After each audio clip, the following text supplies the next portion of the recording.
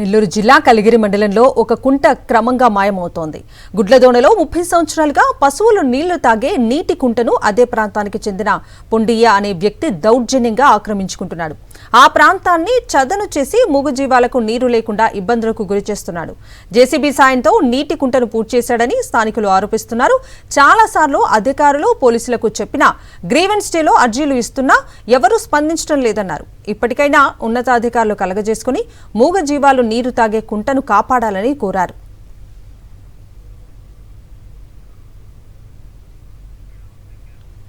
మధ్యప్రదేశ్లోని జబల్పూర్ వద్ద జరిగిన బోట్ ప్రమాదం దేశవ్యాప్తంగా కలకలం రేపుతోంది.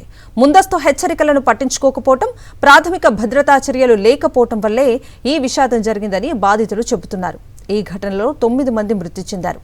అయితే ఈ ప్రమాదానికి వాతావరణం ఒకటే కారణం కాదని బాధితులు ఆరోపిస్తున్నారు. ఇక ఈ ఘటనలో అత్యంత ఆందోళన కలిగించే విషయం భద్రతా ఏర్పాట్ల లోపం. లైఫ్ జాకెట్ కూడా బోటు మునిగిపోతున్న సమయంలోనే ఇచ్చారని బాధిత కుటుంబ సభ్యులు వాపోయారు.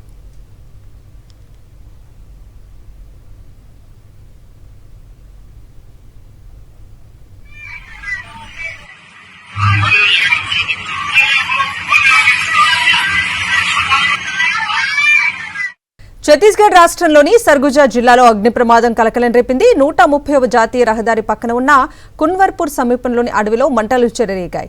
దాదాపు కిలోమీటర్ దూరం వరకు వ్యాపించాయి.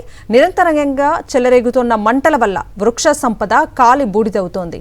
వన్యప్రాణుల మనుగడకు ముప్పు వాటిల్లుతోంది. పర్యావరణానికి సైతం హాని కలుగుతోందని అధికారులు అంటున్నారు. గుర్తు తెలియని వ్యక్తులు పదే పదే అడవులకు నిప్పు పెడుతున్నారని లఖన్పూర్ అటవీశాఖ అధికారులు వెల్లడించారు. విషయం తెలుసుకున్న అగ్నిమాపక సిబ్బంది మంటలను అదుపులోకి తెచ్చారు.